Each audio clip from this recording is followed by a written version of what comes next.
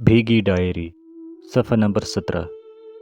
آج اس کے شہر کی طرف جانے کو جی چاہتا رہا، وہی شہر جس کی فضا میں اس کی خوشبو ہے، مگر افسوس میرے پاس اتنے پیسے نہیں کہ وہاں تک جا سکوں۔ بس 3 گھنٹے کا فاصلہ ہے، مگر غربت نے اسے شاید 3 جنموں جتنا لمبا کر دیا ہے۔ میری چاہت سچی ہے پر جیب خالی۔ ایک بار اس نے کہا تھا، میں چاہتی ہوں تم میرے عشق میں پاگل ہو کر میری گلیوں میں پھرو۔ دل پہ لگی تھی یہ بات اس وقت، لیکن آج اس کی یہ بات زخم بن کر چبھتی ہے۔ وہ وہیں رہتی ہے، اسی شہر میں جہاں اس کے ساتھ میری دعائیں رہتی ہیں، جہاں میری راتوں کی بے قراری قید ہے، لیکن میں نہیں جا سکتا، میں صرف سوچ سکتا ہوں۔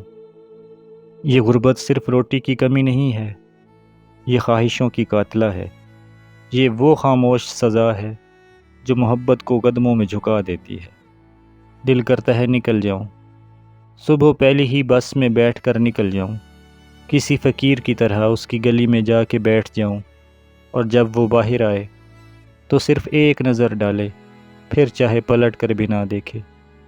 لوگ کہتے ہیں فاصلہ صرف میلوں کا ہوتا ہے، لیکن اصل فاصلہ وہ ہوتا ہے جب دل چاہے مگر حالات اجازت نہ دیں۔